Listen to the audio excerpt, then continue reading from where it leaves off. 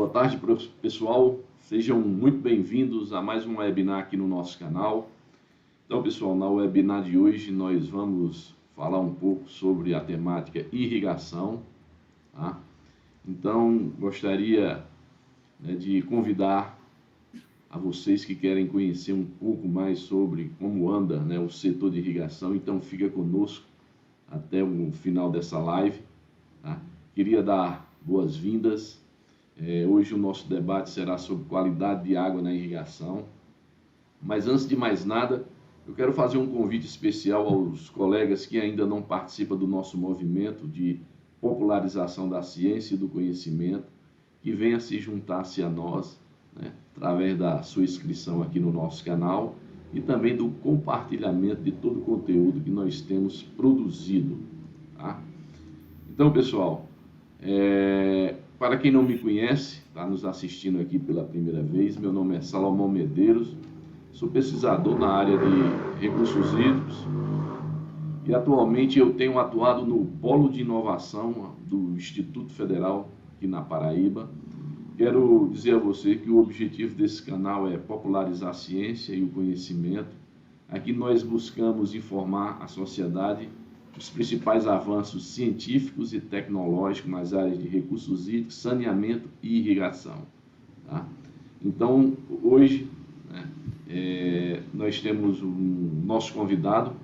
Nosso convidado ele tem dado uma grande contribuição na área de irrigação, em especial na agricultura biossalina, que é o professor Nildo da Silva Dias. Quem não conhece ele, ele é graduado em agronomia pela Universidade Federal Rural do Semiárido e doutor em agronomia pela Escola Superior de Agronomia, Luiz de Queiroz, a ESAL, da Universidade de São Paulo. Ele tem pós-doutorado pela Universidade da Califórnia, também atuou no Laboratório de Salinidade, lá dos Estados Unidos, e atualmente ele é professor titular, da Universidade Federal Rural do Semiárido. Então, Nildo, seja muito bem-vindo, querido. Muito obrigado pela tua disponibilidade de estar aqui conosco para compartilhar um pouquinho aí, sobre a temática.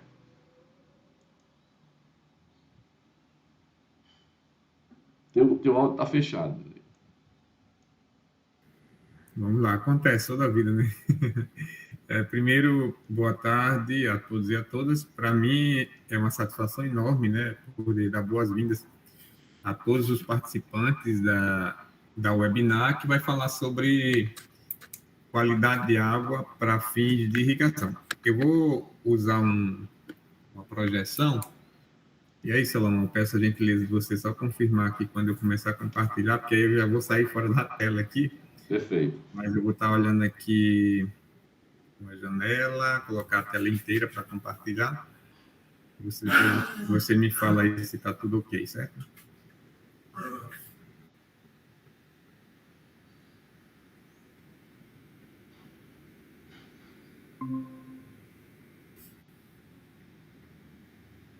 Tá ok aí ou não?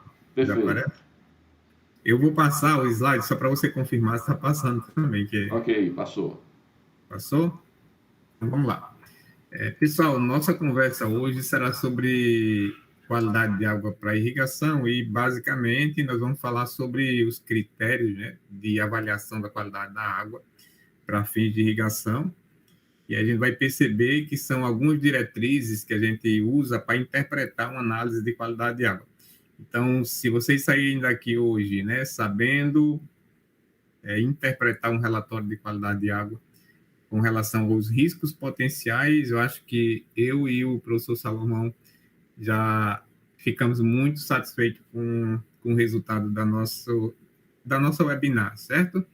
E aí eu vou começar com uma pergunta, bem básica assim: por que você deve se preocupar com a água?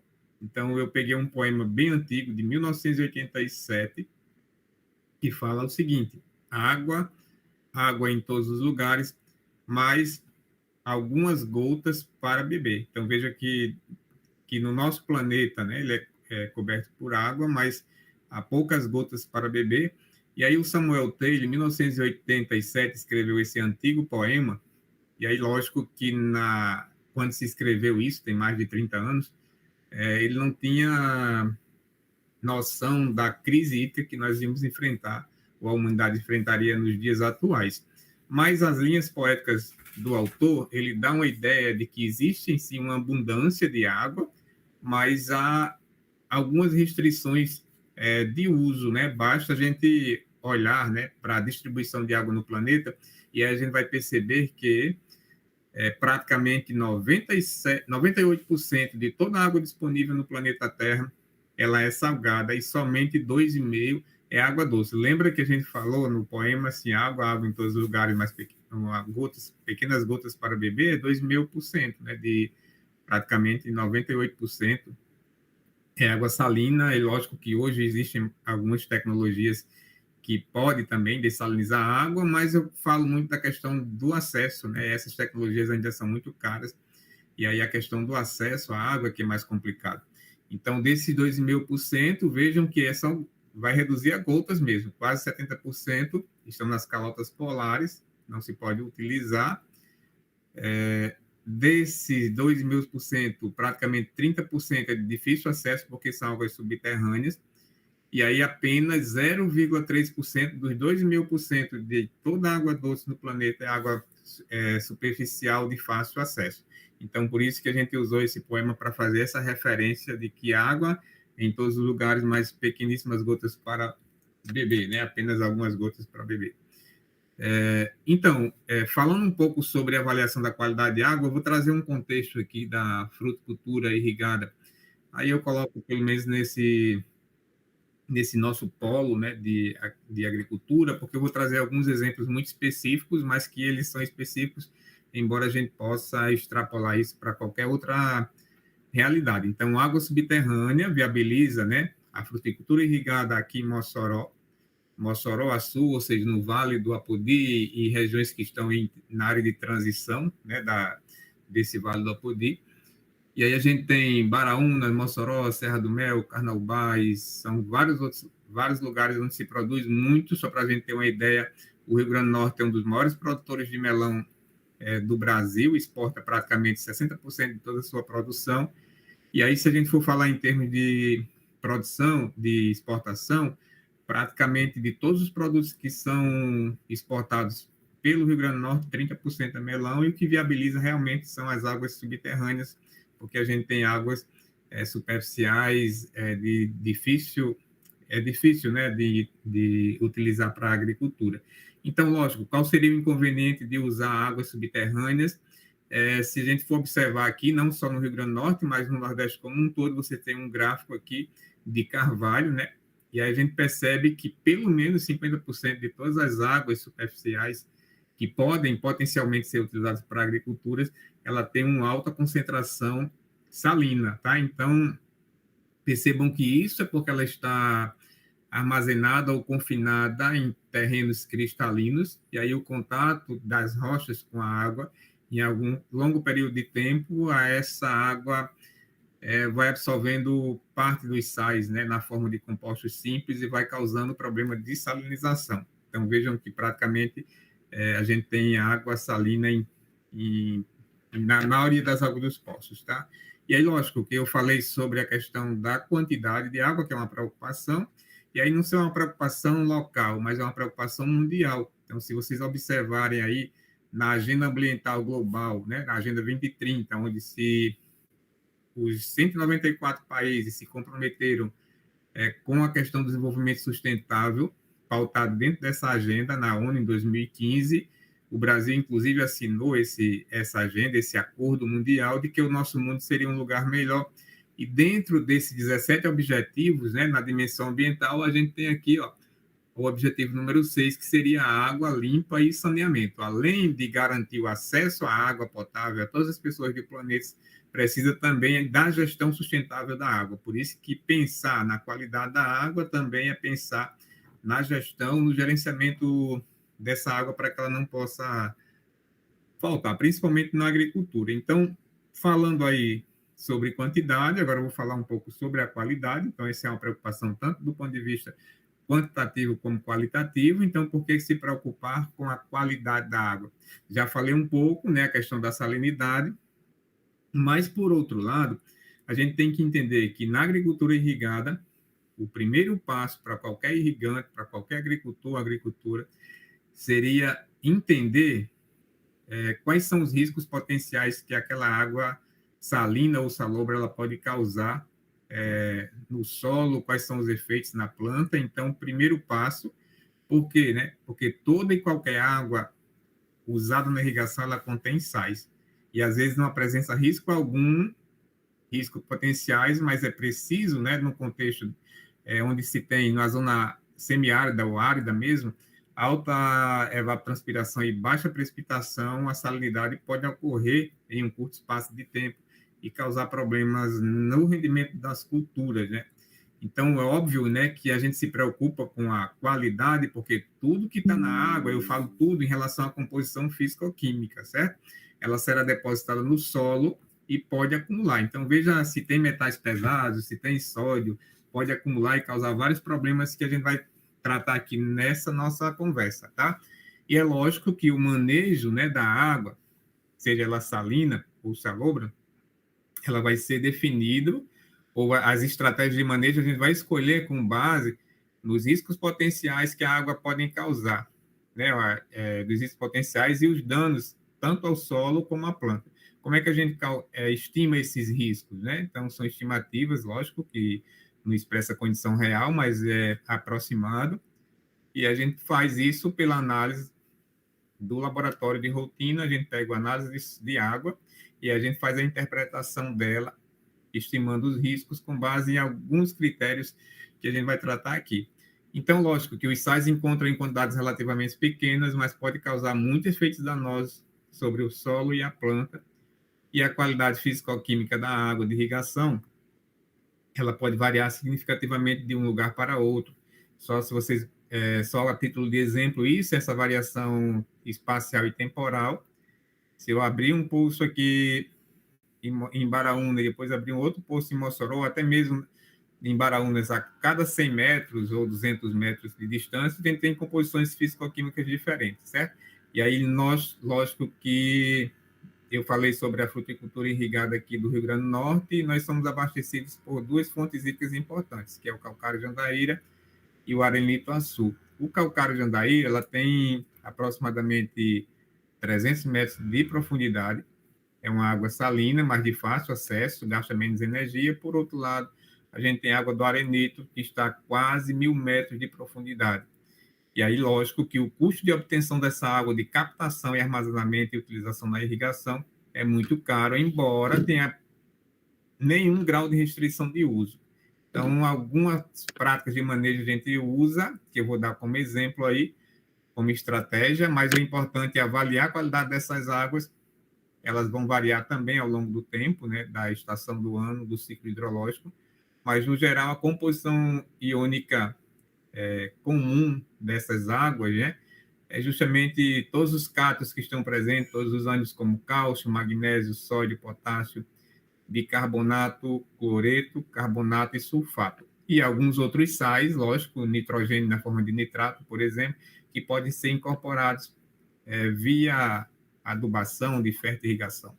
Importante conhecer essa composição, quais são as concentrações, tanto absoluta como relativa, porque essas situações, elas causam diferentes efeitos no solo e na planta, e se eu conhecer esses riscos, eu posso criar estratégias de manejo de água do solo, para que a gente possa solucionar esses riscos, né, ou diminuir os impactos, diminuir os efeitos de acúmulo de sais no solo, e aí reduzir também esses efeitos danosos que podem prejudicar a fotossíntese da planta, né, porque vai causar um estresse abiótico, e aí a gente pode comprometer os rendimentos das culturas. Então, a nossa ideia é justamente estudar um pouco sobre a composição dessas águas. Falei para vocês aqui, ó, eu trouxe a composição como exemplo, né, físico-química de duas reservas hídricas importantes, que seria o calcário Jandaíra e o arenito açu, na área de produção de melão do estado do Rio Grande do Norte. Se vocês forem observar aqui em termos de condutividade elétrica, nós temos 0,61 decímetros por metro, que é água do arenito, eu falei que era água boa, e 4,78 água do calcário. Então, veja que são dois poços, um poço raso e outro poço profundo, o mais profundo, a quase 1.000 metros de profundidade, tem uma água boa, praticamente não há risco. A gente vai falar sobre isso mais à frente, quando eu for falar sobre os critérios. Eu vou usar esses dois aquíferos como referencial. Lógico que esse é só um exemplo e vocês podem usar para qualquer água, certo? Os critérios que eu vou falar aqui. Então, diretrizes para interpretar a qualidade de água, né? O que eu devo testar para realizar esse diagnóstico, né? Esses graus de restrição de uso, essa interpretação aqui. Então, primeira coisa, né? A salinidade, que é o total de sólidos dissolvidos na água, que tem um efeito aí com relação à redução da absorção de água pela planta. Eu tenho o teor de sódio relativo, veja que eu coloquei relativo, porque é quanto eu tenho de sódio quando eu divido isso pela quantidade de cálcio e magnésio que eu tenho na água, pode causar um efeito aí na estrutura do solo. Carbonatos, bicarbonatos, pode precipitar cálcio, aumentar a concentração relativa de sódio, vou falar mais também sobre isso. A toxidez de alguns íons específicos, principalmente sódio, cloreto e boro, e uma coisa extremamente importante aí na água, que seria o pH do solo, porque está relacionado com a disponibilidade de macros e micronutrientes que são essenciais para o desenvolvimento da planta. Ok? Então, vou começar aqui pela salinidade, certo? Dentro dos critérios, e antes disso, né, eu acho que é interessante falar um pouco sobre por que a alta salinidade, né, a alta concentração salina, ela prejudica as plantas. A gente fala muito da salinidade, tem que dizer por quê, então, né? Primeiro, há uma redução do consumo hídrico devido ao efeito osmótico, né? Eu vou causar uma pressão osmótica no solo, e a planta tem que dispor uma força superior para poder absorver essa água que está no solo. A gente chama isso de seca fisiológica, quando é muito intenso. Os íons, né, em alta concentração no solo, ele pode ferir as raízes e causar problemas de acumulação no tecido, é o que a gente chama de toxidez, e alguns específicos, como cloreto, sódio, boro, bicarbonatos, carbonatos. E aí, nesse contexto aqui, um dos principais efeitos seria justamente a redução do consumo hídrico, e ele é medido pelo total de sólidos dissolvidos, e a gente expressa isso em termos de condutividade elétrica, tá? Então, um efeito, né, que eu falei para vocês, que é o que a gente chamou de seca fisiológica. Percebam nesse gráfico, né, que eu coloquei a produção de melão, a produtividade de melão. Aí, lógico, eu peguei o índice de produtividade, que é a soma caule, folha, raiz, massa dos frutos, e aí a gente mediu o potencial de água com que está retida no solo, esse preto, o gráfico preto aqui, e o potencial total na planta. Veja que nos primeiros aqui, ó, é o nosso testemunho, eu coloquei 0, é água boa, né? Água potável, e a gente aumenta gradualmente aqui a condutividade elétrica, ou seja, a concentração de sais. A gente percebe que o índice de produtividade ele reduz drasticamente quando a gente aumenta a salinidade da água, certo? Isso porque vai havendo o quê? Acúmulo de sais no solo, mas quando eu vou medir aqui a diferença de potencial, né, na planta e no solo, a gente vê que nesses menores níveis de salinidade há uma menor diferença do potencial, e lógico que vai ocorrer um maior consumo hídrico, porque a planta não teria tanta dificuldade de absorver água. Esse fenômeno que ocorre aqui, nas salinidades mais altas, é o que a gente vai chamar de seca fisiológica ou seca induzida, a mesma quantidade de água que foi colocado em todos os tratamentos, porém a absorção é menor porque se criou um potencial, que seria o potencial osmótico, que causou essa seca, né, fisiológica. Tem água, mas a planta não consegue absorver porque existe água presa, né, a questão em função da osmose, tá? Aí a gente tem aqui como é que eu faço, né, para avaliar esses riscos, né, esse grau de salinidade em função do acúmulo de sais no solo que vai impedir, né, a absorção de água. Então, coloquei aqui a título de exemplo, né, eu coloquei as duas águas, tá, para a gente analisar. A do calcário Jandaíra é uma água de boa qualidade, aparentemente sem restrições de uso, e a água do calcário que teria uma elevada condutividade elétrica. Partindo do pressuposto que o meu critério aqui é acúmulo de sais no solo, que pode causar a seca fisiológica ou a seca induzida, reduzir a absorção de água pela planta e, consequentemente, interferir isso nos processos fisiológicos. A gente tem, na classificação, eu tenho água do tipo C1, né, que é do arenito, e a do C4, E aí uma das estratégias de manejo, eu coloquei aqui só para a gente discutir um pouco, é que eu misturei as duas águas aqui, ó, o arenito e o calcário. Aí vocês percebam que eu reduzi aqui pela metade e o que era severo, né, passou a ser moderado. Então, opa, perceba aí que a gente já consegue usar essa água sem muitos graus de restrição de uso aqui, quando a gente mistura as águas. Então, é muito que o agricultor e os produtores, né, de fruticultura irrigada no Rio Grande do Norte e no Ceará, eles têm feito, né? Como a gente tem dois aquíferos, uma de água boa e uma de água salgada, a gente faz a mistura de águas para que essa salinidade ela fique ali próximo do que a planta realmente tolera, certo? Então, grau de restrição de uso com relação ao cloreto, quais são os riscos de toxidez com cloreto? Percebam também que nesse caso específico para o cloreto, olha, eu tenho no critério, né, de avaliação de grau de restrição de uso, ele pode ser de nenhum, moderado a severo, mas percebam que eu vou separar isso por irrigação, por tipo de irrigação. Irrigação por superfície é uma coisa, e a irrigação por aspersão é outra coisa. Por quê, pessoal? O que é que acontece? Na aspersão, eu estou molhando diretamente a folha, e eu estou trabalhando também com o próprio elemento aqui, ó, que seria em milimol cargas por litro, porque a gente tem absorção via foliar. Então, os graus de restrição são mais severos quando a gente compara por irrigação por superfície, tá? E a gente tem a irrigação por subcopa, não há absorção foliar nisso, então a gente teria essas restrições menores, tá? Então, falando aqui da toxidez de cloreto, só para mostrar a quantidade em ppm, e aqui é uma interpretação mais genérica aqui, ou seja, até 2 ppm, né? Ou melhor, até 70 ppm, que é partes por milhões de cloreto, geralmente é seguro para todas as plantas, mas é preciso, nesse caso aí, estudar cada uma dessas plantas, porque a tolerância das culturas à salinidade, ela varia tanto espécies quanto entre cultivares de uma mesma espécie. Por exemplo, dentro da espécie, né, do melão, a gente teria aí vários híbridos de melão que respondem diferentemente, embora esteja dentro de uma faixa aí limite de salinidade. Mas isso é importante para que a gente possa selecionar as cultivares mais sensíveis e as mais tolerantes e a gente usar isso como estratégia de manejo, certo? Aí o boro também é um elemento tóxico para a planta, embora seja um micronutriente, né? Benéfico para a planta, mas em quantidades acima dos limites permitíveis, que está entre 2 a 4 ppm, ele pode se tornar tóxico. E sempre bom verificar o nível de boro na água, em solo, para avaliar a salinidade. Geralmente, pelo menos na região Nordeste, no Brasil, as águas elas não têm uma quantidade apreciável de boro, a não ser que haja alguma contaminação de metais pesados, por alguma outra natureza.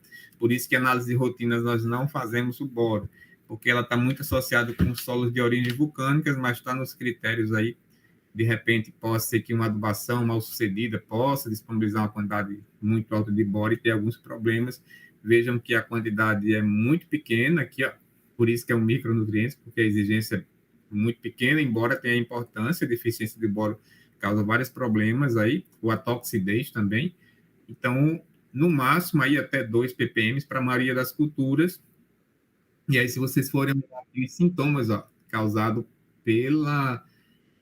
o excesso de boro, né, causou esses prejuízos aqui para a cultura do tomateiro em duas regiões edafoclimáticas muito próximas aqui. Uma produziu, para a mesma condição, 180 toneladas por hectare e outra produziu 30 toneladas. Se for investigar nessa pesquisa, a gente percebe que no Vale do Azapa, por exemplo, o teor de boro é 1 ppm. Lembra que a gente colocou o limite máximo 2. E veja no Vale de La Luta aqui, ó, 20,23 ppm. Tudo isso aqui está tudo ok, pH, condutividade elétrica, cálcio, magnésio, está mais ou menos igual à água, por isso que eu falei para vocês no começo, ó, é importante, né? É o nosso primeiro passo. Então, foi identificado que nas mesmas condições climáticas, eu coloquei a referência, depois, se vocês quiserem, podem pesquisar o artigo mais completo aí, mas para a mesma condição climática, a gente conseguia ter produções muito diferentes. Então, o que é que acontecia isso? A gente foi analisar a água, por isso que eu digo que é o primeiro passo, e aí a gente percebe que há uma diferença muito grande e ultrapassa praticamente 10 vezes o limite de tolerância do boro, certo? Então, a gente tem os graus de sintomas leves, moderado a alto e grave, né, que pode causar interferência aí na fotossíntese e, consequentemente, no rendimento, e causou, na verdade, né, aí. Então, vou falar sobre alta concentração relativa de sódio, porque aqui é prejudicial, e aí vocês vão perceber o sal mais importante aí é o sódio, tá? Se a gente for falar assim, em grau de importância, que a gente tem que dar mais atenção aí seria o sódio na água, porque ele ataca as plantas de várias maneiras. A gente vai perceber aqui que eu sempre digo assim, mas é o grande vilão da história aí, quando a gente fala em qualidade da água de irrigação, que vocês têm que observar muito, com muita cautela aí, seria o sódio. Então, o sódio, né, é um sal que contribui para a salinidade global. Lembra que eu falei? A soma deles com cálcio, magnésio, sódio, potássio, causaria esses efeitos que a gente chamou de seca fisiológica, que eu relatei anteriormente. Além disso, né, ele pode ser tóxico, né, induz o estresse hídrico no tecido da planta, causando queima da folha. E uma coisa que é extremamente importante, mas isso é a concentração relativa, não é a concentração absoluta, mas ele pode causar competição de nutrientes. Por exemplo, o sódio, ele pode indisponibilizar a absorção de magnésio, se ele tiver em alta concentração relativa, ou de cálcio e de potássio. Às vezes se faz uma adubação potássica muito equilibrada, de acordo com a recomendação, mas se na minha água eu tenho sódio, a quantidade apreciável, ele acumula no solo, então ele indisponibiliza esse potássio, causando alguns sintomas de deficiência. Além disso, é um problema físico, que é um efeito indireto da salinidade. O sódio ele pode destruir a estrutura do solo, principalmente em solos de texturas mais argilosas, causando a compactação do solo e, consequentemente, problemas de infiltração e de aeração. Eu vou relatar mais na frente aqui. Aqui é só para mostrar um exemplo, pessoal, da deficiência de cálcio no meloeiro, devido à alta concentração relativa de sódio. Lembra que eu falei? O sódio, ele pode impedir a absorção do cálcio. Aí é lógico, eu fiz a adubação com cálcio, está tudo equilibrado, mas eu tenho sódio, a gente percebe aqui que tem a queda dos botões florais, que é um dos sintomas de deficiência do brócolis. Vocês verem que o fruto aqui, ó, ele começa a rachar e acontece essa podridão aqui, que é muito típico, né, de frutos de meloeiros com deficiência de cálcio. Não porque no solo não tem cálcio, mas ele se tornou indisponível pela alta concentração relativa de sódio. Só para vocês perceberem um efeito direto aí na planta, tá? Além disso, eu tenho que avaliar o sódio, né? Com relação à toxidez, os graus de restrição de uso. Mais uma vez, a irrigação superfície e por aspersão. A restrição é muito maior na aspersão, por isso que eu recomendo a adubação superficial, quando a gente trabalha com salinidade, e não só pela salinidade, mas por outras razões também, da maior eficiência do uso da água. Mas na superfície a gente avalia por essa relação de adsorção de sódio, coloquei a fórmula aqui, mas em linhas gerais, quanto eu tenho de sódio no solo, quando eu comparo isso com cálcio e magnésio. Se isso aqui for alto, então significa dizer que a absorção de sódio ela vai ser maior e vai causar os problemas de toxidez. Na irrigação por superfície, esse desequilíbrio nutricional só ocorre quando ele está em concentração relativamente alta, por isso que eu uso essa relação. Mas na irrigação por aspersão não tem isso, é o valor absoluto. Por isso que está aqui milimol cargas por litro, é o elemento sódio que a gente utiliza como grau de restrição de uso, certo? A gente tem de nenhuma, moderada a severo. E aí eu vou falar um pouco sobre essa questão da interferência que o sódio tem, tá? Na floculação e na agregação e na destruição da estrutura do solo, que pode causar compactação. Acho que todos devem saber que as argilas, né, eu coloquei aqui em amarelo, uma partícula de argila ela é carregada negativamente em função das trocas que existem, né? E aí a gente percebe que essas cargas negativas têm uma importância muito grande na retenção de nutrientes e que a gente chama isso de capacidade de troca de cátions.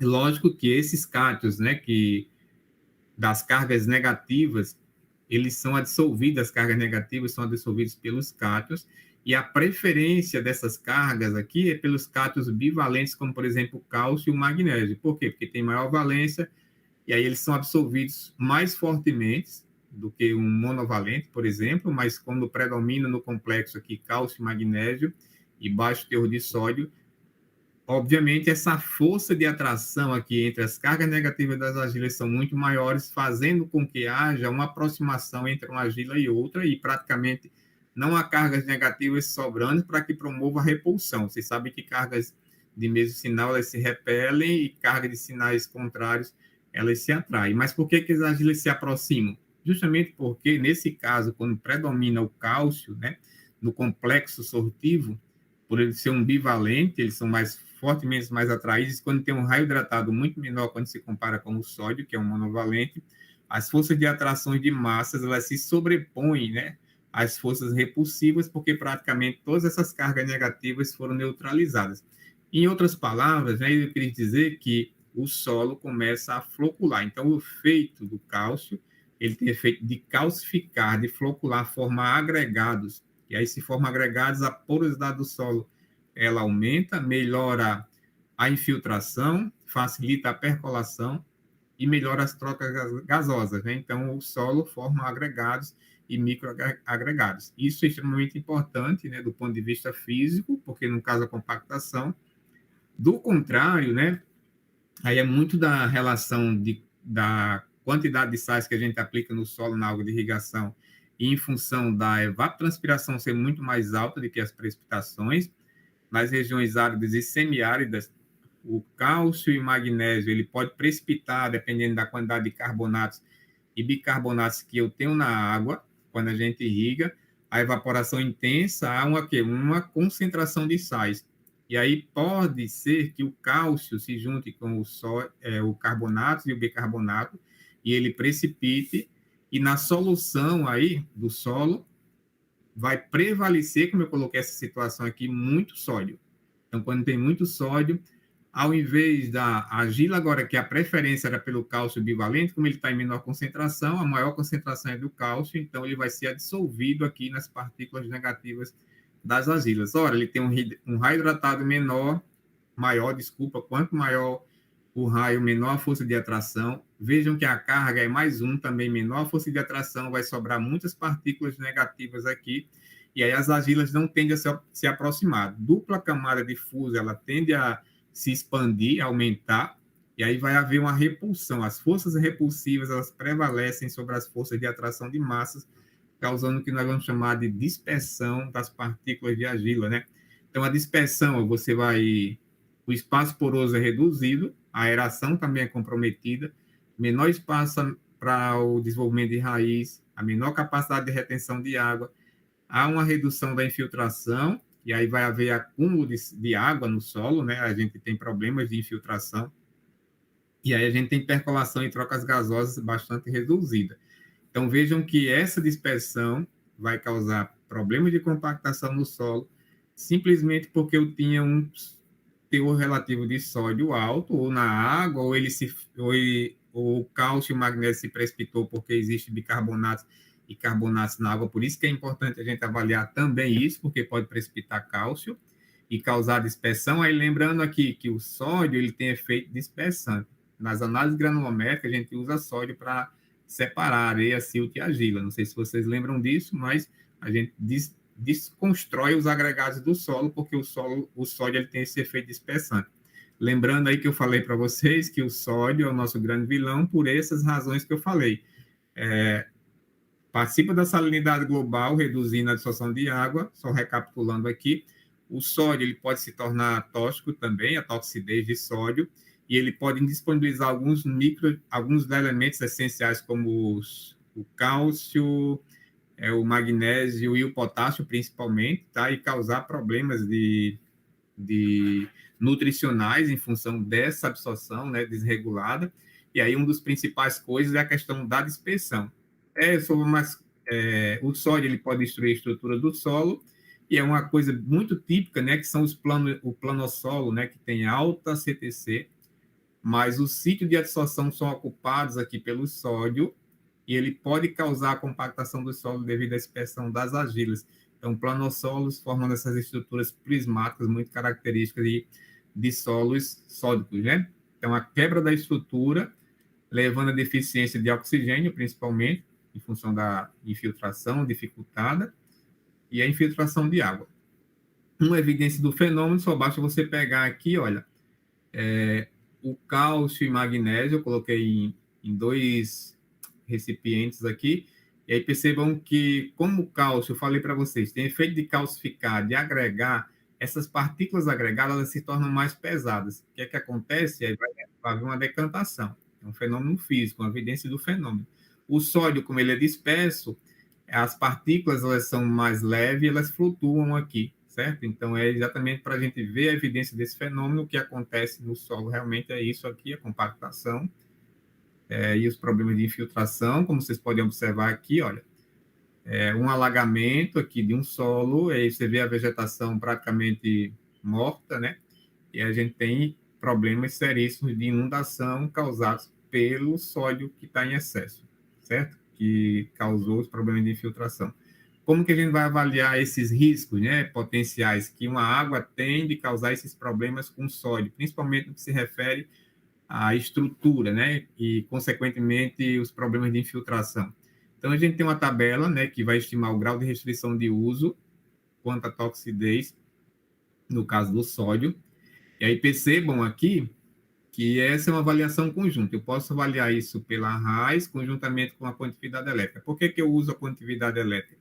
Justamente porque se eu usar a RAIS, se ela for alta, ela tem um risco potencial de causar os problemas de filtração. Mas quando a condutividade elétrica também é alta, ela pode manter as argilas parcialmente floculadas, porque essa aproximação das argilas também ela depende da concentração de sais. Tá? Quanto maior a concentração de sais, maior a força de atração das argilas. Mas se essas sais predominantes for sódio, aí tende a dispersar e, ao mesmo tempo, ela tende a agregar. É o que a gente vai chamar de solos salinos e, ao mesmo tempo, sódicos, certo? E aí tem só os solos sódicos e também tem os solos não salinos, ou só salinos quando tem alta concentração de sódio, mas também tem baixa PST, que está relacionado com a porcentagem de sódio trocado, certo? E aí a gente tem, a título de exemplo, eu peguei uma água do calcário, 4,78, eu coloquei aqui a RAIS, olha, entre 6,82, eu coloquei aqui entre 3 e 6, mas a condutividade elétrica ela é maior do que 0,3. Então, a gente tem grau de restrição aqui muito severo para a água do calcário. E aí, se vocês forem fazer essa mesma análise para a água do Arenito Açu, a gente não teria grau de restrição de uso com relação a problemas de infiltração. Aqui é uma classificação mais qualitativa, desculpa, então a gente sempre tem, né, nas análises de água vocês vão ver isso, é a classificação da água C1, que se refere ao grau de salinidade, e o S, que é o risco de solidificação. Então é bem simples isso, são tabelas, eu fiz um resumo de alguma delas aqui, mas a gente tem 5 classes, né, C1, C2, C3, C4, aqui é uma interpretação. E aí a gente tem de baixa, moderada, alta, até muito alta, né? Então, muito alto que é C5 ou C4, ela pode ser utilizada na irrigação de solos com boa permeabilidade, porque isso também depende muito do solo, o acúmulo de sais, né? Solos mais arenosos, por exemplo, praticamente não tem tanto acúmulo de sais quanto nos solos argilosos, mas é preciso também fazer o manejo adequado para que você promova essa questão da drenagem também extremamente importante, tá? Então, são as classes quanto ao risco de salinidade. Veja que eu falei do ponto de vista mais quantitativo, aqui é mais qualitativo, que só fala C1, C2, e digamos que o C1 é a melhor água que tem, né, em termos de risco de salinidade. E aqui seria mais a classe de solidificação. Eu tenho S1, que é em função da raiz da condutividade elétrica, S1, S2, S3, S4. E aí a gente, para facilitar, a gente usa esses diagramas aqui de Richard, né, para classificar a água. E aí a gente tem que, nesse caso específico, olha, a melhor água que existe para irrigação, né, em termos de riscos potenciais, seria a C1S1. Então, a C1 ela tem baixo risco de salinização, de solidificação, desculpa, e aí tem baixo risco também de salinização. Lógico, por outro lado, a água mais ruim assim para irrigar, lógico, porque vai ter altos riscos, é a C4S4, muito alto, o risco de salinização e muito alto também os riscos de solidificação, que está relacionado com os problemas de infiltração e de compactação. Então, vejam que a gente pode classificar aí do ponto de vista qualitativo e quantitativo, né? Mostrei os dois, e aí aqui é só para mostrar algumas águas, né, de poços de comunidades rurais de Mossoró, foi um trabalho de dissertação, e vejam que elas têm uma grande variação com relação aos perigos de solidificação e os riscos de salinização, certo? Então, a gente pode classificar as águas. Para vocês terem uma ideia, a água melhor que existem para irrigação seria C1S1. Um exemplo, se vocês quiserem, do Vale do Rio São Francisco, que é irrigado com água do Rio São Francisco. Mas, mesmo assim, para vocês entenderem, a falta de manejo pode causar problemas de salinidade, que é o que acontece nos perímetros irrigados do Nilo Coelho. Já foi identificado em alguns trabalhos científicos que há também problemas de salinidade. Então, vejam que não é só porque eu tenho água C1S1 que eu não devo fazer os manejos que são recomendados na literatura, principalmente os manejos que se referem à fração de lixiviação que a gente aplica, né, uma lâmina de água, além do que a planta realmente necessita para promover essa lavagem, vou dizer assim, dos sais, e manter a concentração relativa, porque ela vai se acumulando ao longo das lâminas de irrigação, ao longo dos ciclos sucessivos, e a gente precisa promover essa lavagem dos sais, porque na condição de aridez e semiaridez eu tenho altas evapotranspiração e baixas precipitações, tá? Vou falar aqui rápido, porque eu acho que já meu tempo já está bem avançado. Eu tenho 50 minutos, eu acho. Salomão depois confirma aí para mim. Mas, assim, o pH... o pH, ele pode causar. Então, assim, o pH ele é um indicador, né, de toxidez e deficiência nutricional. A gente tem uma faixa ideal de pH para as culturas que pode indisponibilizar ou não, né, alguns nutrientes ou todos os macros e micronutrientes que a gente tem aí. Então, por isso que é importante a gente avaliar para saber se está na faixa ideal ou não essa questão da água. Lógico que isso também está associado com os pH dos solos. Vou falar aqui alguns experimentos, eu posso depois disponibilizar isso para vocês. Já tem a literatura, esses trabalhos que eu peguei, alguns artigos científicos. Nesse trabalho, a gente usou um argissol amarelo e foram várias cultivares. Lembra que eu falei que a tolerância, né, das cultivares à salinidade depende da espécie, tanto entre espécies cultivares de uma mesma espécie, a gente pode selecionar as mais tolerantes e as mais que têm uma rejeição maior com relação às sais. Então, foram 5, né, do melão, o sancho, o medley, mandacaru, o néctar e o sedma.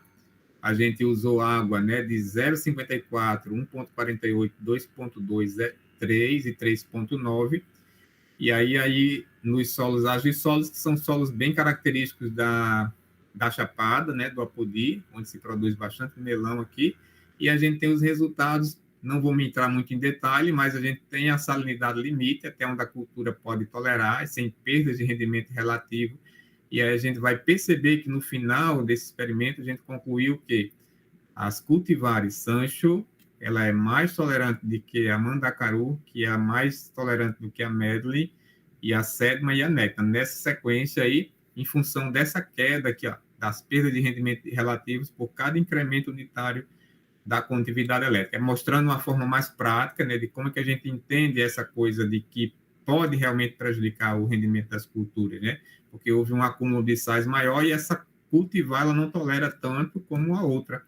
Então, por isso que é importante a gente fazer esses estudos para que a gente possa selecionar cultivares mais tolerantes.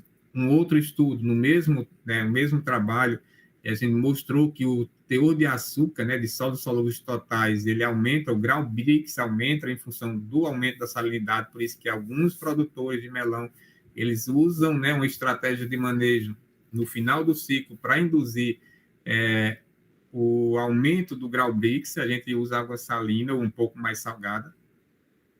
Poderia ser água do calcário de Andaíra, por exemplo, nos últimos dias, né, de formação de frutos, para induzir essa concentração de sólidos solúveis totais.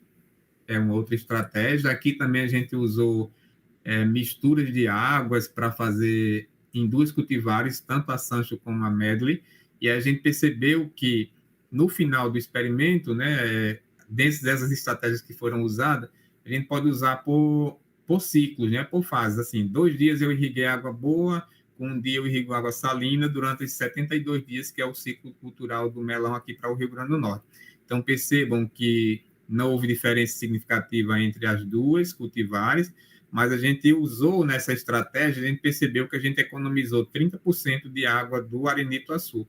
Lembra que eu falei que a água do arenito está 800 mil metros de profundidade? Se eu economizo 30% para uma mesma área, significa dizer que isso é menor custo de energia elétrica para um mesmo rendimento quando a gente compara com o tratamento de testemunha, onde só irrigou água de água boa do arenito, né? Então, mas a gente teve a possibilidade de usar água do calcário, 30%, e a gente economizou aí praticamente uma boa quantidade de água doce, que pode ser destinada para outras finalidades, ou para misturar com as águas e ampliar a sua área irrigada, certo? São estratégias de manejo que a gente usa para poder obter rendimentos, né, aceitáveis do ponto de vista econômico, mesmo com água salina, certo? E aqui é só alguns resultados da pesquisa mesmo, vou passar mais rápido. Aqui eu peguei um estudo de caso, tá, de um produtor aqui de melão, e ele trabalha com melão amarelo, cultivar Goldex, e aí os resultados são os seguintes, olha, ele tem duas águas, duas fontes hídricas, né, que eu falei para vocês, o arenito e o calcário, uma de boa qualidade, e outra água salina, com grau de restrição de uso, lembra que eu falei, bastante severo, mas quando a gente mistura, ela passa de severo para ser moderada, e aí ele usa também estrategicamente por fases fenológicas. Olha, na germinação, usa água boa do arenito, até o crescimento vegetativo, arenito, depois floração, nas fases de floração e frutificação, ele faz uma mistura para chegar a 3, não é metade, metade, mas ele vai fazendo isso dosando, certo? Na maturação dos frutos, 3, na frutificação também 3. A produtividade dele, com água salina aqui, ó, entre 25 a 30 toneladas por hectare, é muito boa, a média muito, um pouco acima da que é obtida aqui nesse polo de produção, né? E aí, grande vantagem, que eu fiz umas contas aqui rápido, mas ele aproveita aí 40% da água de origem calcária, que era uma água, se ele usasse isoladamente, sem essa mistura, sem essa estratégia, ele não conseguiria produzir, certo? Porque aí a gente teria perdas significativas de rendimentos e de viável, não seria tão viável do ponto de vista econômico. Então, percebam que a gente fez aí as estratégias. De uma forma mais resumida, até agora a gente viu que a alta condutividade elétrica pode causar problemas de absorção de água, lembra aí da seca fisiológica, é o nível de sódio no solo, causa os problemas de infiltração, é o nível relativo, né, elevado, mas em relação a cálcio e magnésio. Os elevados teores de carbonatos ou bicarbonatos ou sulfatos que tem na água, quando se aplica no solo, pode acumular e precipitar o cálcio. Se o cálcio precipita, aumenta a concentração de sódio, causando aqueles problemas de permeabilidade que eu falei, que é a desestruturação das argilas, né, dos agregados do solo, tá? E aí o boro, ele pode ser tóxico também em baixas concentrações, e aí o que a gente pode tirar disso também, né, que eu mostrei algumas estratégias, é que a água salina, mesmo apresentando os graus de restrição de uso, elas podem ser usadas para agricultura irrigada, sem riscos, né, de salinização, de desertificação da área, caso elas sejam manejadas de forma adequada. O objetivo não era falar sobre manejo, mas eu coloquei algumas estratégias, como, por exemplo, a mistura das águas, a seleção de culturas mais tolerantes, para a gente também deixar claro que elas podem ser usadas também, desde que seja manejada adequadamente. E aí, para isso, a gente precisa de pesquisas locais, para que a gente possa entender como é que é a dinâmica do solo, como é que é a dinâmica da água, certo? E quais são as características que a gente tem em termos de análise físico-química da água, quais são os problemas potenciais, para então a gente definir a melhor estratégia de manejo. Por isso que eu falei no início, porque que a gente deve se preocupar com a qualidade da água, porque tudo que está na água vai para o solo. E aí, pessoal, a gente desenvolveu aqui na universidade, um estudante de computação, sobre a minha orientação, um aplicativo na plataforma Android, vocês podem baixar, inclusive, brincar com eles aí depois da nossa webinar, mas o aplicativo se chama-se Quality Water ou QWater, certo? Então, ele vai avaliar aquelas análises que saem do laboratório, a gente vai usar todas aquelas tabelas que eu mostrei para vocês anteriormente, e ele vai estimar esses riscos, né, de potenciais, os graus de restrição de uso.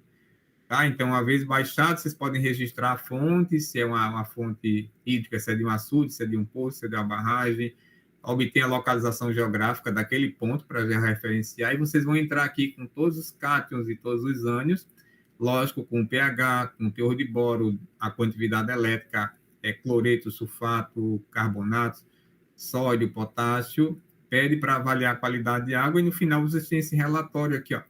Então, lógico, se você digitou alguma coisa errada, ao invés de 1, você digitou 10, o sistema ele vai identificar pelas coerências dos resultados que você precisa voltar para as análises, ou se teve algum erro, a gente consegue identificar algum erro de digitação ou mesmo no laboratório. Os resultados aqui, nesse caso específico, foram excelentes, não teria problemas ou erro algum na digitação. A gente tem os riscos de salinidade, veja que está uma bolinha vermelha, não sei se dá para visualizar bem aqui na tela, mas ela porque tem um risco, o vermelho representa um perigo, né? O verde também, já seria baixo risco, né? Mas na classificação a gente tem o C3, lembra que eu falei, ó, C1, C2, C3, C4.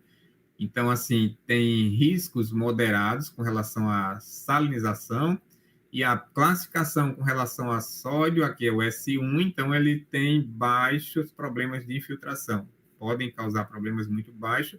Aí tem cloreto, sódio, boro, veja até o pH também, não há restrição de uso com relação ao pH, foi o exemplo que eu peguei assim aleatório para a gente analisar aqui, o Quality Water, vocês podem baixar aí no celular de vocês e fazer algumas interpretações, tá? Ele vai gerar esse relatório. Aqui eu só coloquei alguns exemplos, né, de barragens, de rios, de poços tubulares, tanto do Rio Grande do Norte como da Paraíba, que vocês pudessem depois usar isso, né, com o aplicativo Quality Water. Isso é um exemplo que eu coloquei aí. Vocês podem fazer um exercício também no final da webinar. E aí eu chego ao final aqui da nossa apresentação, vou passar a palavra para o Salomão, mas eu falei também sobre agendas ambientais globais, e a gente criou também um canal no YouTube que chama de ODS Agenda 2030, lá a gente tem algumas palestras que falam sobre o ODS 6, que se refere à água limpa e saneamento. Se vocês, é um workshop, na verdade, internacional sobre o uso racional da água, todas as nossas palestras estão lá, alguns cursos voltados também para essas agendas ambientais globais, que fala sobre cidades e comunidades sustentáveis. Alguns workshops também a gente disponibilizou tudo aí, vocês podem acessar o ODS Agenda 2030. E aí agora vou passar a palavra para o Salomão, para ele dar continuidade aí a nosso grupo aqui de debates, né? Muito obrigado, Salomão, a palavra é sua. Muito bom, Nilton. Muito obrigado. Muito didático aqui, né, a tua apresentação, tá? Nesse momento eu queria estimular aqui os colegas, né, que ainda não registraram aqui suas perguntas, né, que coloca aqui no chat para que a gente possa promover aqui um excelente debate. E também queria reforçar o convite, né, para os amigos que ainda não fazem parte do nosso movimento de popularização da ciência e do conhecimento, que se junte a nós, né, através da sua inscrição aqui no nosso canal e nos ajudando no compartilhamento, né, de todo o conteúdo que nós temos produzido. Então, pessoal, se você acha que essa webinar é relevante, tem trazido contribuição, né, em termos de conhecimento para você, você coloca aqui, né, o seu like e vamos às primeiras perguntas. Nós já temos algumas perguntas aqui, tá? Mas antes de fazer uma pergunta, Nilton, eu queria que tu falasse mais, como é que tu falasse a respeito, né, desse manejo, né, de águas que é feito, né, na cultura do melão aí. Fala um pouquinho como é que os agricultores têm proporcionado esse tipo de manejo, como é a operação disso. Fala mais um pouquinho aí, detalha mais para a gente. Achei bem interessante, né, essa parte de você, né, durante um ciclo da cultura, utilizar uma água com uma qualidade melhor, outra posteriormente com uma qualidade inferior. Fala mais um pouquinho aí para nós. Então, como eu falei anteriormente, nós temos aqui na região da Chapada, né, do Apodi, onde se produz a fruticultura irrigada, especialmente, né, e seria o melão, que seria a cultura mais importante. nós temos dois importantes aquíferos subterrâneos. Então, é calcário Jandaíra e o arenito-açu, só que a água do arenito, apesar da boa qualidade, com baixa restrição de uso, é água C1S1, né? Falei naquela classificação, baixo risco de salinidade, baixo risco de sodicidade, mas, por outro lado, a água que facilmente é acessível em termos de custo de energia elétrica para obtenção são a água do calcário Jandaíra. Então, geralmente, essa água ela varia um pouco, assim, isso depende muito de cada poço, mas é entre 2,5, chegando até 4,5, 5 decímetros por metro. Por exemplo, uma água de 4,5 ou de 5 praticamente inviabilizaria a produção de melão. Então, o que é que os agricultores têm feito? Eles geralmente têm nas suas propriedades dois poços, né? Pelo menos em propriedades menores, mas tem algumas propriedades, lógico, dependendo do tamanho, aí tem mais de um poço, tem 10, 20 poços, mas geralmente eles vão abrir dois poços de calcário Jandaíra e do arenito-açu, e no geral o manejo ele se dá da seguinte forma, né?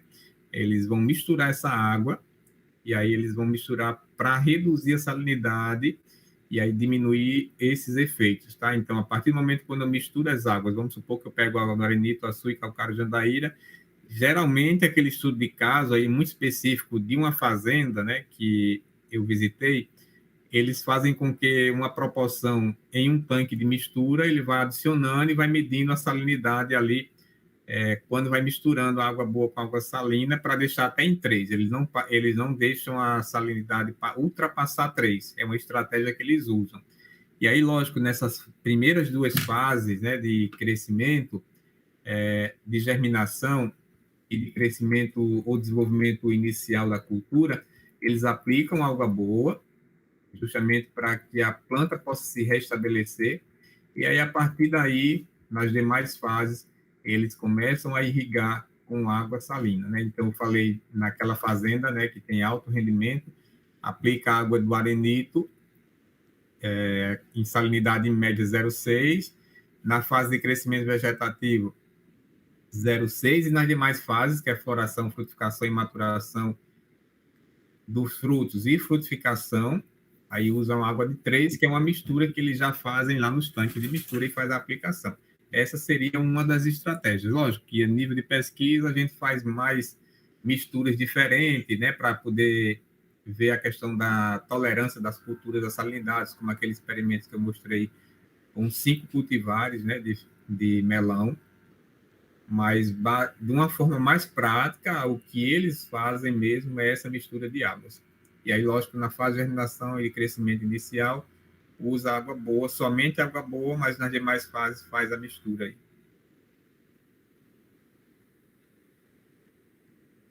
Ok, Nilton, muito bom, muito obrigado. Aqui tem uma pergunta do Felipe Neves. Felipe, muito obrigado. Felipe é lá do Espírito Santo e o problema dele é ferro. Ele colocou ferros. Aqui no Espírito Santo, em muitos locais, o ferro, em sua forma reduzida, né, alimenta bastante as ferrobactérias. A oxigenação ajuda a diminuir isso.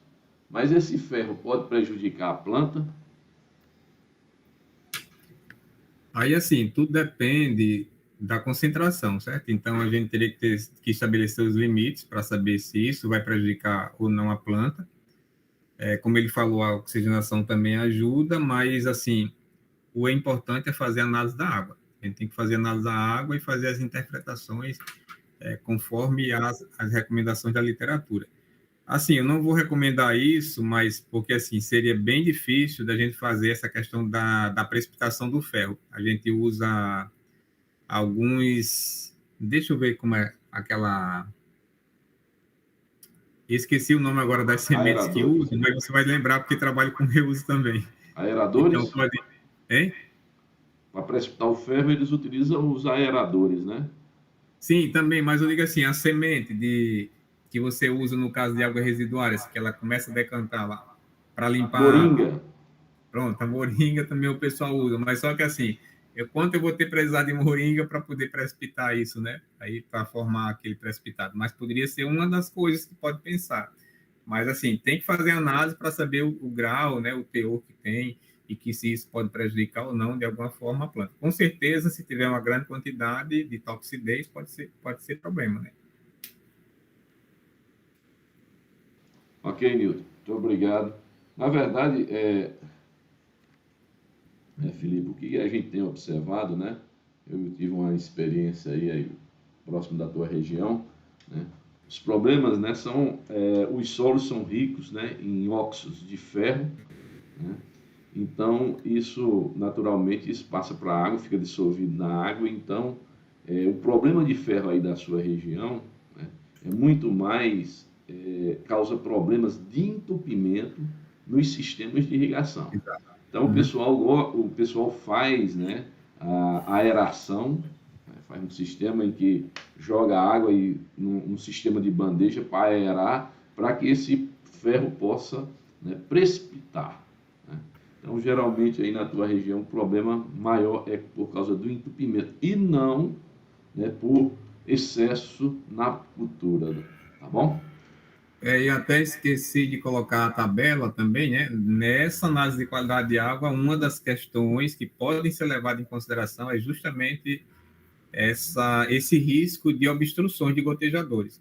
É muita coisa, eu acabei esquecendo isso, mas tem por questão física mesmo, né? Aí você entra com o ferro ou qualquer outras impurezas de material orgânico também, química e biológica, que pode haver precipitado também, principalmente de bicarbonato pode precipitar o cálcio aí e formar aquela crosta aí e obstruir os gotejadores. Uma das formas que tem é você avaliar a eficiência do sistema, né, de irrigação, para saber se isso compromete, até que grau de comprometimento.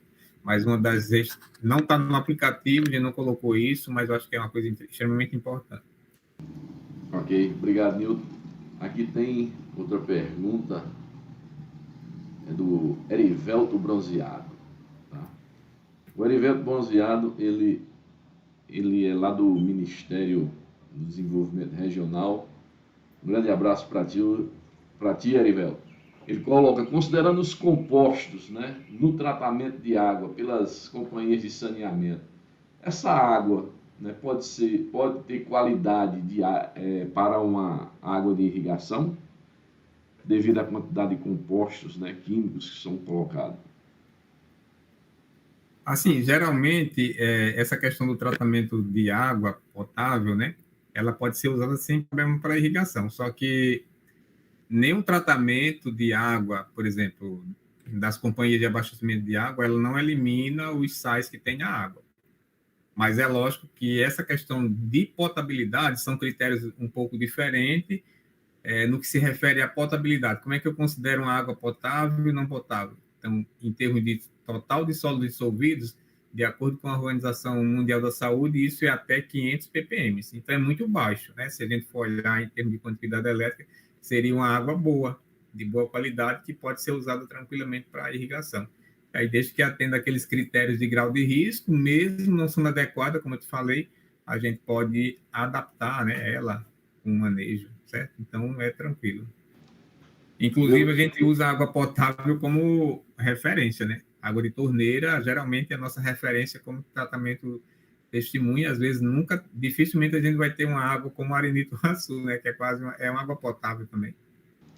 É porque o Erivelto é lá de Campina Grande, então é acostumado a tomar aquela água salina lá de Buqueirão. Aí é. Mas Erivelto, brincadeiras à parte, geralmente todas as fontes, né, porque é para consumo humano, a salinidade dela é bem baixa. Então, quando você utiliza ela para irrigação, mesmo com a aplicação dos produtos, né, não tem um impacto, né, direto, né, seja na planta, seja no solo, devido, né, essa composição química, tá? Então, porque geralmente as melhores fontes de água são direcionadas para abastecimento humano, tá? Vamos lá, aqui tem uma pergunta da Maria Angélica. Maria Angélica, muito obrigado. Ela pergunta: a água de reuso proveniente de um wetlands se enquadra onde com relação à irrigação? Na verdade, assim, a água residuária, né, os efluentes de esgotos domésticos tratados ou de indústrias, elas também a gente precisa usar esses mesmos critérios para poder a gente classificar a água. Não tem assim, não existe um padrão, certo? É da mesma forma como existe essa grande variabilidade, né, com relação às classificações da água, quanto aos riscos de salinidade e sodicidade, nas águas residuárias também a gente pode fazer a classificação para fim de irrigação com esses mesmos critérios que eu demonstrei aqui, mas eu não posso dizer assim, toda água de efluente, de esgoto tratado, ela é uma água C1, C2? Não, isso tem uma variação. Então, a gente precisa também fazer análise para poder fazer a classificação.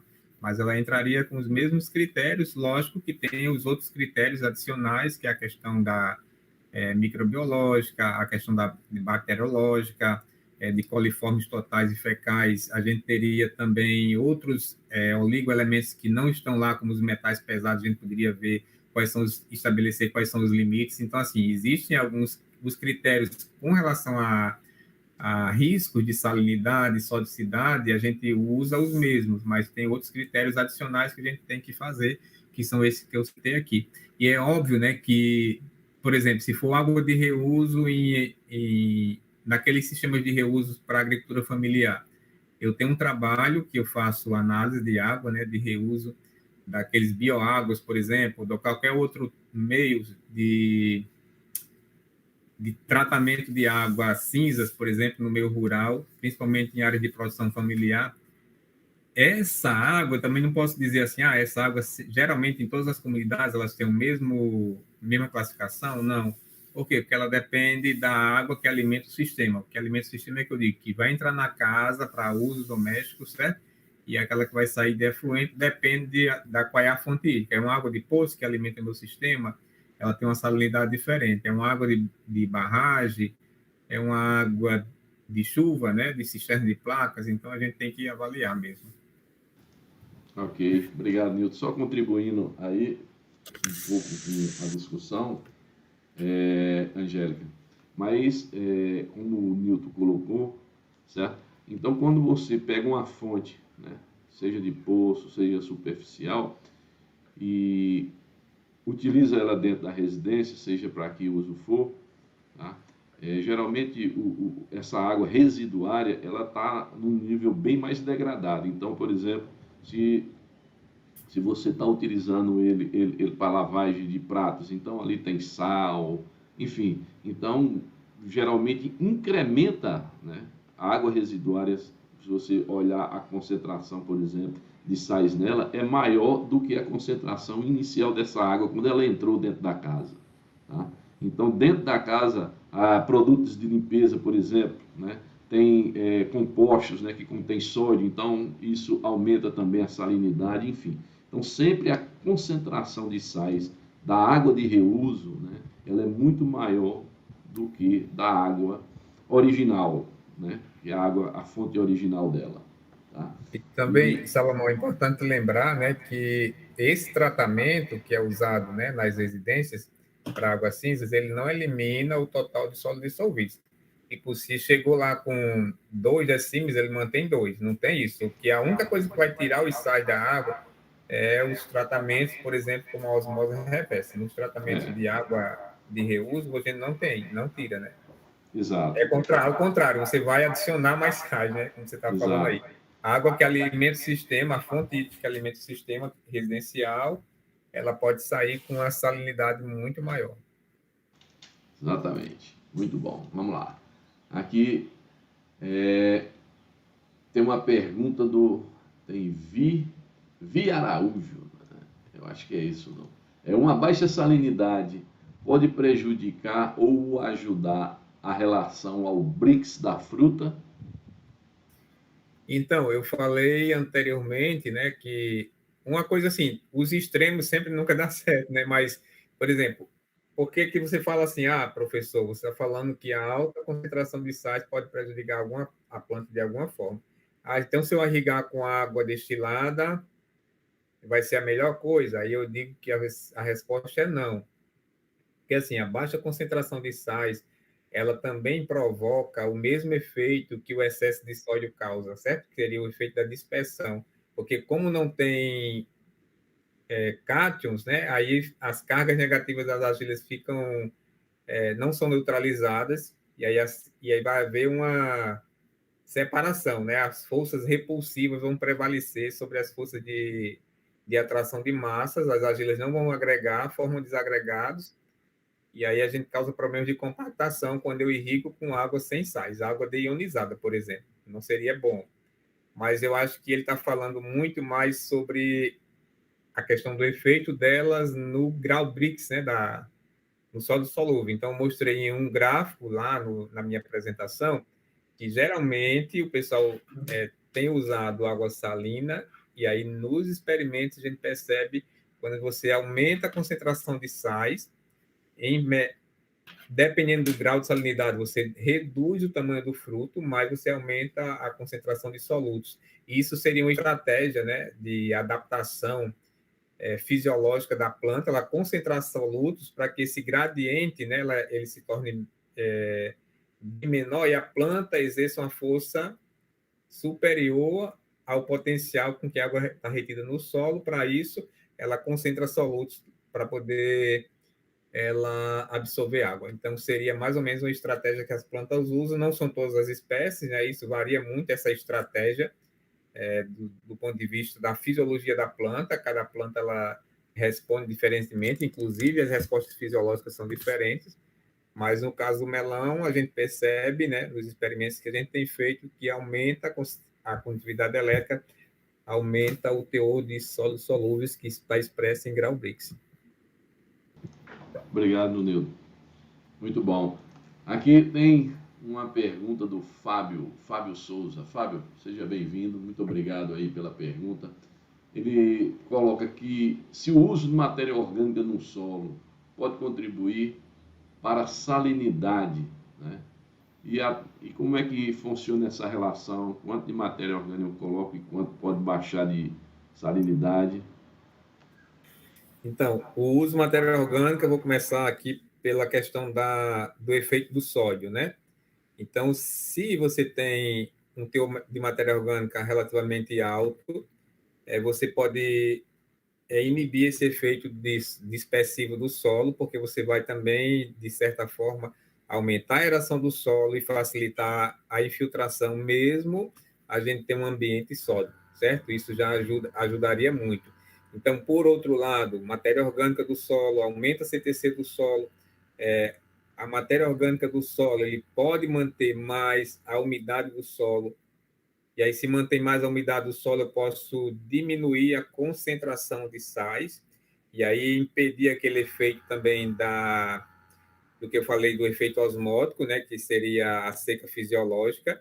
Então, assim, tem vários benefícios que a gente pode relatar aqui com relação à matéria orgânica no solo e o efeito deles sobre a salinidade. Então, ele pode ser considerado um atenuador dos efeitos da salinidade dos solos quando a gente usa mais matéria orgânica. Além disso, a questão da nutrição da planta, né? Ela pode ajudar aí a disponibilizar mais nutrientes para a planta, e aí isso ajuda também plantas nutricionalmente mais nutridas, mais fortes, elas também têm umas respostas melhores com relação aos efeitos da salinidade, principalmente com relação à toxicidade. Então, são vários benefícios da matéria orgânica aí. Ok, obrigado, Nildo. Vamos lá, pessoal, para mais uma pergunta. Tem uma pergunta aqui do Leônidas Baltazar. Além da classificação do Laboratório de Salinidade dos Estados Unidos, existe outros sistemas de classificação de qualidade de água para irrigação? Então, existem, né, várias classificações, mas a mais aceita hoje, a mais utilizada, seria a classificação americana. Ok.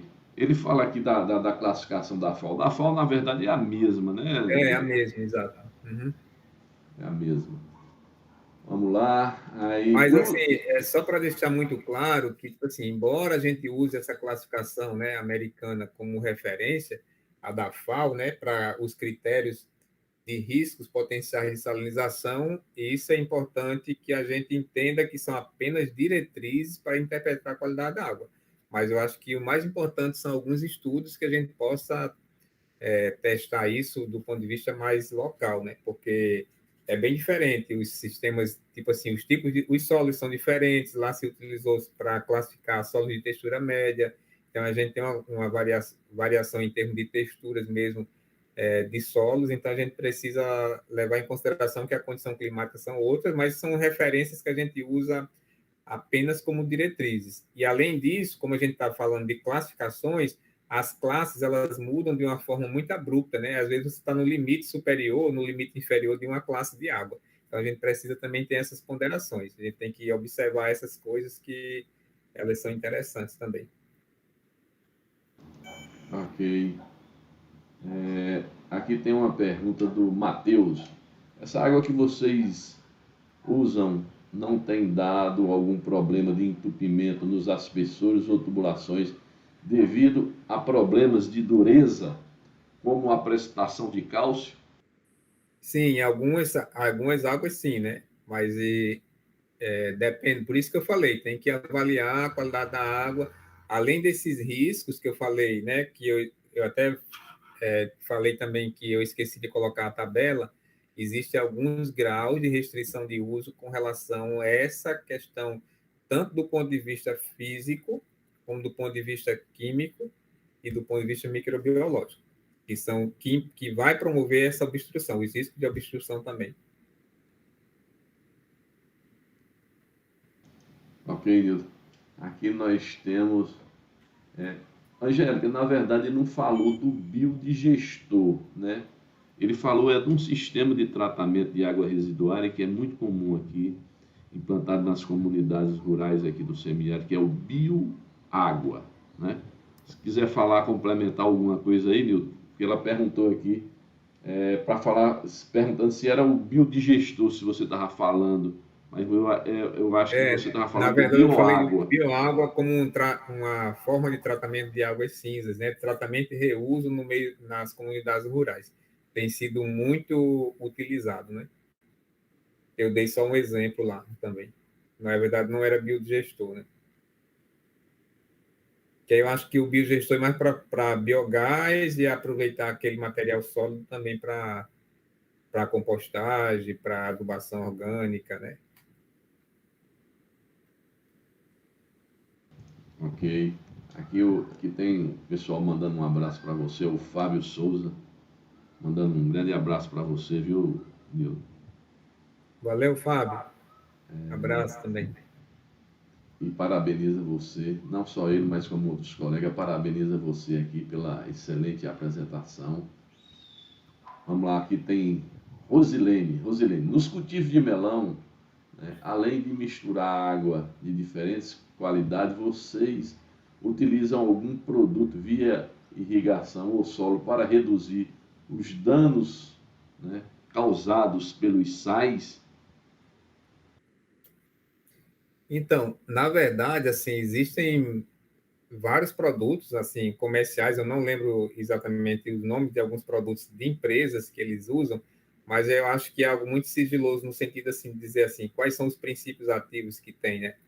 Mas assim, eu tenho um trabalho, né, que eu fiz com silício, embora o silício não seja um elemento essencial para a planta, embora existam várias discussões sobre a importância que tem o silício e que ele pode se tornar, fazer parte, né, desse grupo de seleto de nutrientes essenciais, mas ele traz sérios benefícios, né, vários benefícios, e um deles que se tem usado como atenuador dos efeitos da salinidade. Então, a outra coisa é a questão da própria matéria orgânica que o pessoal usa para reduzir esses efeitos deletérios. Por isso que uma das vantagens de se usar água residuária também tem alguns trabalhos científicos que eu já li para diminuir os impactos ou esses efeitos deletérios, principalmente pela toxidez de cloro, de cloreto e de sódio, né? Então, assim, existem alguns atenuadores, sim, que a gente utiliza, a própria cobertura do solo, que a gente pode usar como matéria orgânica do solo, composição de solo que a gente deixa na superfície para diminuir a evaporação. Então, quanto menos água, menor o consumo de água no solo, também menor é incremento de sais que existiria, né? Então, além disso, a própria fração de lixiviação. Então, sim, tem várias estratégias de manejo que a gente pode usar para reduzir esses efeitos, né? E aí já seria uma outra palestra que a gente falaria tudo sobre a parte de manejo, né? Vejam que é bem complexo, então, assim, eu me limitei muito nessa questão da qualidade da água, porque se eu fosse entrar na parte de manejo, já seria mais uma hora. Mas, no geral, a gente tem várias estratégias de manejo, além da mistura das águas. A mistura das águas é apenas uma das estratégias que tenham se utilizado para um caso bem específico, né? Mas a fração de lixiviação, eu posso controlar, né, o acúmulo de sais do solo pela lâmina excessiva que eu aplico para manter a salinidade, porque a grande questão aí é você manter o acúmulo de sais ali muito próximo da salinidade.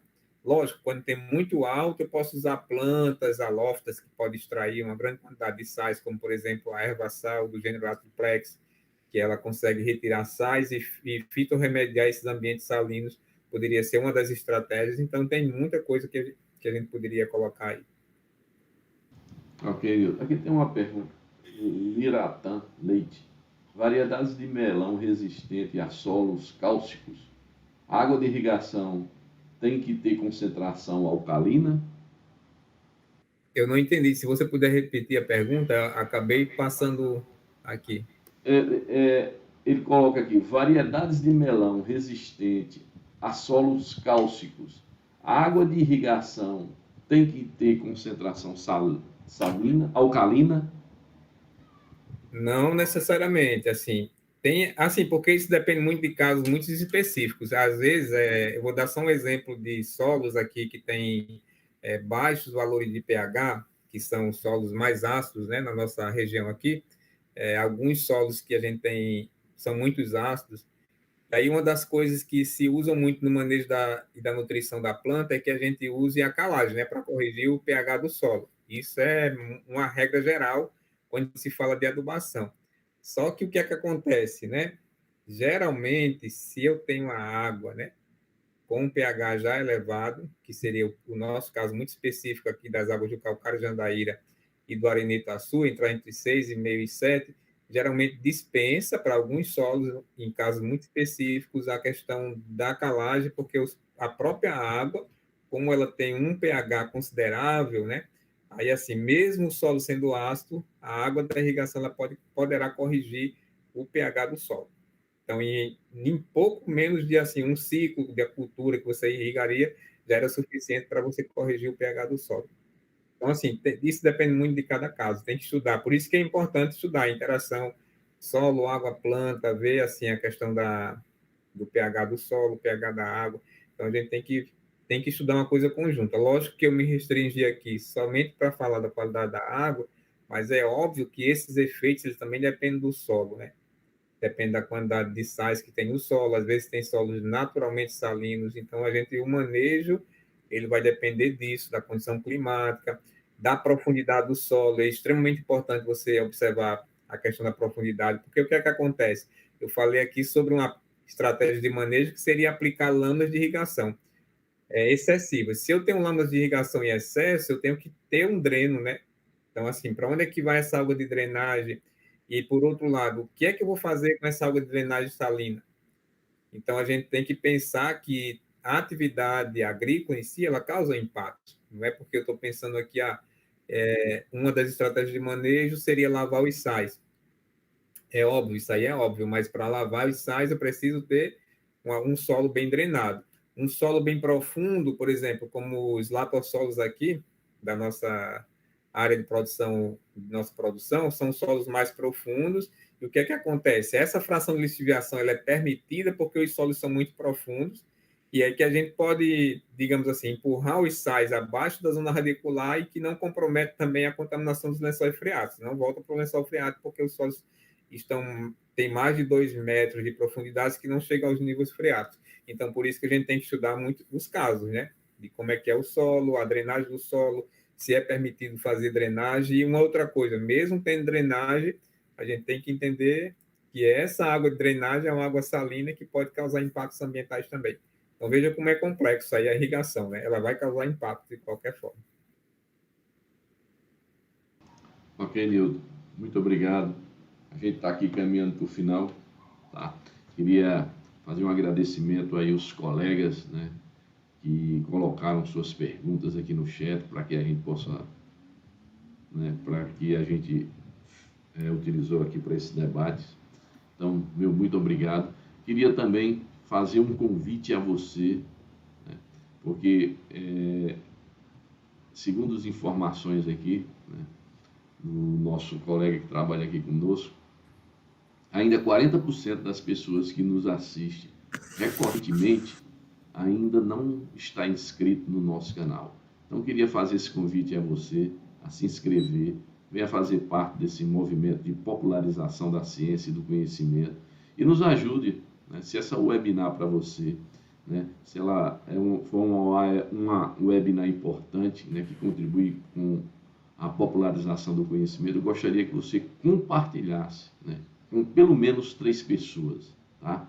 Então, também queria fazer um agradecimento especial a você, Nildo. Meu muito obrigado, né, pela sua disponibilidade de estar aqui conosco. E queria passar agora a palavra para ti, para que tu possas, né, colocar aqui quais são as considerações finais que tu queres deixar aqui, qual é o recado que tu quer deixar aqui para o pessoal que está nos acompanhando aqui e para aqueles colegas que vão assistir o vídeo que ficará disponível aqui no nosso canal.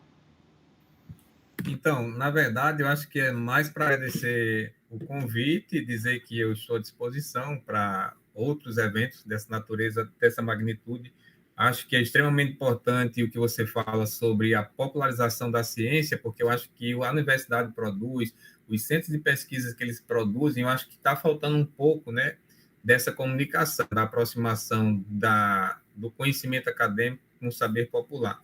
Então, acho que a gente tem dificuldade, as universidades e os centros de pesquisa brasileiros temos uma dificuldade enorme, né? Eu estou fazendo aí meia-culpa de se comunicar. Então, só para vocês terem uma ideia, falando sobre esse polo, né, de irrigação, especialmente do melão, eu dei uma palestra no lançamento de um produto da Iara, e aí eu percebi assim que muitos produtores rurais, nós temos uma universidade, a Universidade Federal Rural do Miado, o Rio Grande do Norte é um dos maiores produtores de melão do Brasil, e mesmo assim, água e solo, análise de água e solo, às vezes, são feitas em outros estados do Brasil, e aí não há essa comunicação da UFES. Então, o canal, né, eu acho que é interessante que você criou com esse caráter de popularizar a ciência, porque eu acho que vai chegar, de certa forma, você pegar uma linguagem mais científica, você traduzir ela e trazer isso para uma realidade local,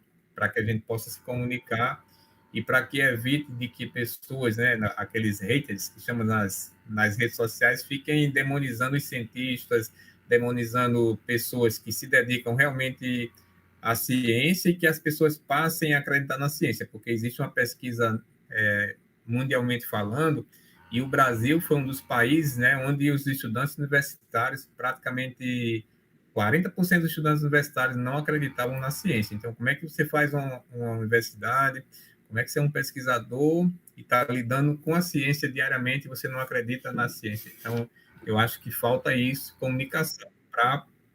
Para a gente amenizar essas coisas, uma iniciativa, lógico, que é o que você faz aí, né, nesse seu canal, que seria tentar aproximar o conhecimento científico e a gente também promover o que a gente chama de troca de saberes, que é o conhecimento acadêmico, que é o conhecimento mais científico, um conhecimento mais popular. Então, o primeiro passo é isso aí mesmo, a gente tentar se aproximar cada vez mais, né, da ciência e que ela chegue mais nas comunidades, que a gente possa aplicar também ela para resolver alguns problemas que a gente tem. E é isso aí. Muito obrigado mais uma vez pelo convite. Nildo, eu quem agradeço a tua disponibilidade, tá? Queria dizer que o canal está disponível, né, a os colegas aí da Universidade Federal Rural do Semiárido, tá? Então, estamos aqui à disposição. Qualquer tema que vocês achem relevante, que queira trazer a discussão aqui para o canal, teremos o maior prazer de fazer o agendamento. Também um grande abraço a todos vocês, né, que nos acompanham nesse movimento de popularizar a ciência, popularizar o conhecimento. Meu muito obrigado e até a próxima, se Deus permitir. Grande abraço a todos.